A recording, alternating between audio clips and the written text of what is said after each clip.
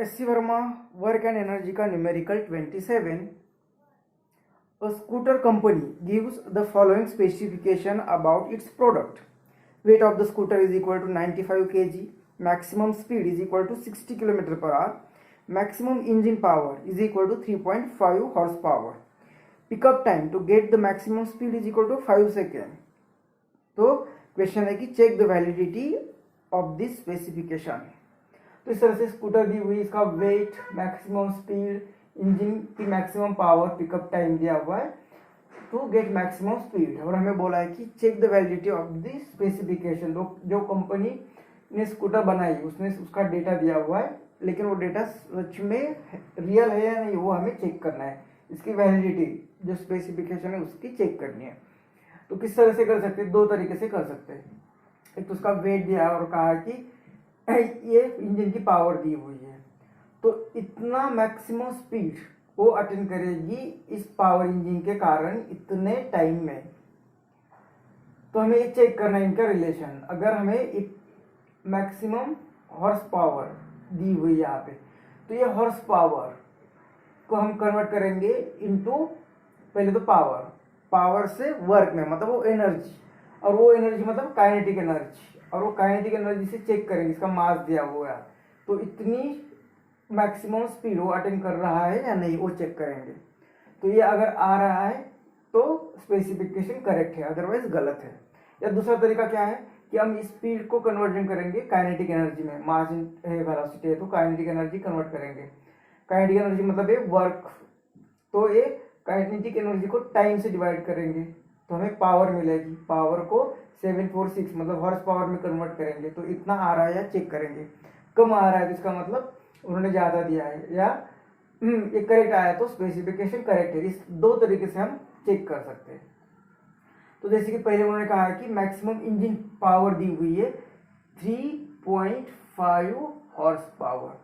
इसको हम या हॉर्स पावर में, इसको हम पावर में कन्वर्ट करेंगे, मतलब कैसे 746 से मल्टीप्लाई करेंगे तो 3.5 इंटू 746 इस पावर से मल्टीप्लाई करेंगे तो इसका वैट में हमें पावर मिल जाएगी। तो इसका मल्टीप्लिकेशन करते हैं, तो ये मल्टीप्लिकेशन कर दिया ये दोनों का, एक डेसिमल यहाँ पे, तो ये डेसिमल दिया तो इतनी पावर आ रही है, मतलब पावर कितनी आ रही है 2611, इतनी वैट ये पावर आ गई। अभी पावर क्या होती है? पावर होती है, ये पावर होती है वर्क अपॉन टाइम, मतलब एनर्जी अपॉन टाइम। तो हमें इससे एनर्जी मिल जाएगी अगर टाइम पावर को मल्टीप्लाई कर रहा है। तो एनर्जी क्या आएगी? काइनेटिक एनर्जी, ये आएगी पावर इंटू टाइम। तो पावर हमें मिल गई 2611 इंटू टाइम।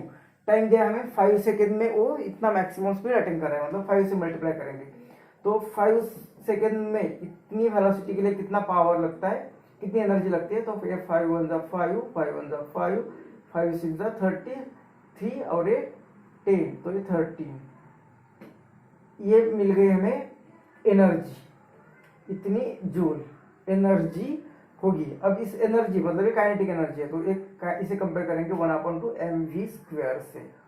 हमें वेलोसिटी चाहिए तो 2 भी यहाँ पे मल्टीप्लाई होने के लिए आ जाएगा, तो ये v² कितना आ गया? तो ये 13,055 डिवाइडेड बाय, अब ये 2 यहाँ पे मल्टीप्लाई होगा और m डिवाइड होगा, और m की वैल्यू 95। तो अब इसका कैलकुलेशन करना है। पहले तो 5 से करेंगे तो 5 1 5 या 4 5 9 और ये 5 2 10 3 5 6 13 और ये 1 1। अब ये दो इसे डिवाइड करेगा तो इस नंबर को 19 ने डिवाइड कर दिया, ये आ गया, और इसे 2 से मल्टीप्लाई किया तो ये आ रहा है। इसका स्क्वायर रूट लेना है v, तो इसका स्क्वायर रूट मतलब इसे थोड़ा सा अप्रोक्सी लिखते हैं 275, तो इसका स्क्वायर रूट फाइंड कर सकते हैं। फिर इस 75 को कैसे लिखेंगे?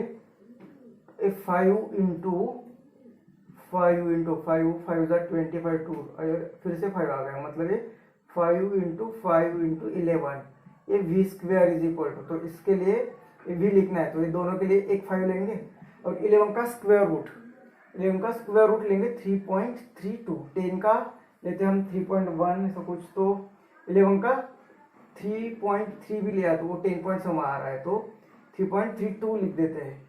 तो वेलोसिटी कितनी आएगी, 5 टू द 10 1 15 16 1 8 15 16 दो 16.6 मीटर पर सेकेंड।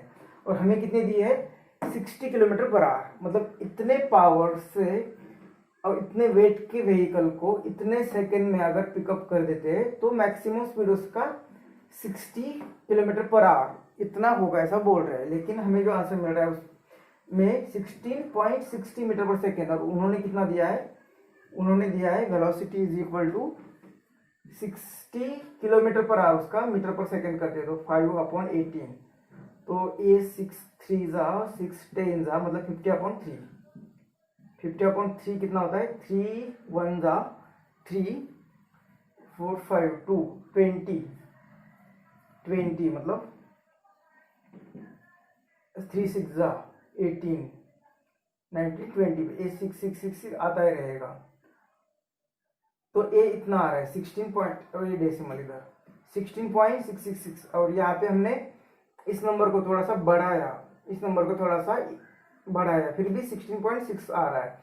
मतलब ये एक्चुअली ये जो वेलोसिटी हमें जो मिल रही है, ये वेलोसिटी एक्चुअली 16.16 से भी कम है।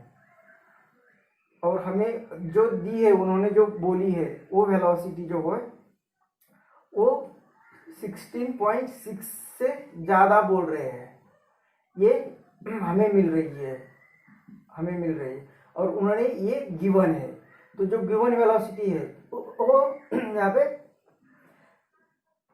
यहाँ पे ज़्यादा है, मतलब इतना स्पीड नहीं मिल रहा है। उन्होंने जो पावर दी है उस पावर से इतना स्पीड, उन्होंने जो कहा है कि इतना स्पीड होना चाहिए, कितना, इतना ये स्पीड, लेकिन हमने फाइंड किया तो इतना मैक्सिमम पिकअप वो नहीं ले रही, इतना स्पीड वो नहीं उसे मिल रहा है। मतलब ये थोड़ा सा क्वेश्चन आंसर में दिया है कि इट इज ओवर क्लेम्ड, ये थोड़ा सा डिफरेंस आ रहा है, लेकिन आंसर भी इस तरह से दिया है कि it is somewhat, it seems to somewhat over claimed. तो कुछ ओवर क्लेम यहाँ पे लग रहा है, क्योंकि उन्होंने दिया है 16.666 मतलब 16.67, और हमें मिल रहा है 16.6 से भी कम, जो हमने ये फाइंड कर दिया है 16.6 मिल रहा है, लेकिन ये बढ़ा के थोड़ा सा इंक्रीज करके हुए, मतलब इससे भी कम आना चाहिए।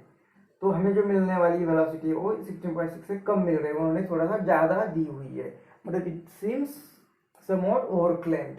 तो स्पेसिफिकेशन की वैलिडिटी थोड़ी सी गलत है। अब उल्टा भी चेक करो कि इतनी स्पीड से, ऐसा उल्टा भी चेक कर सकते थे कि काइनेटिक ये वेलोसिटी दी है उन्होंने, तो उसका कन्वर्जन करो काइनेटिक एनर्जी में, फिर पावर फाइंड करो, फिर हॉर्स पावर फाइंड करो, और इस आंसर के साथ चेक करो करेक्ट आ रहा है तो ठीक है, अदरवाइज स्पेसिफिकेशन में थोड़ा सा ओवरक्लम किया हुआ है।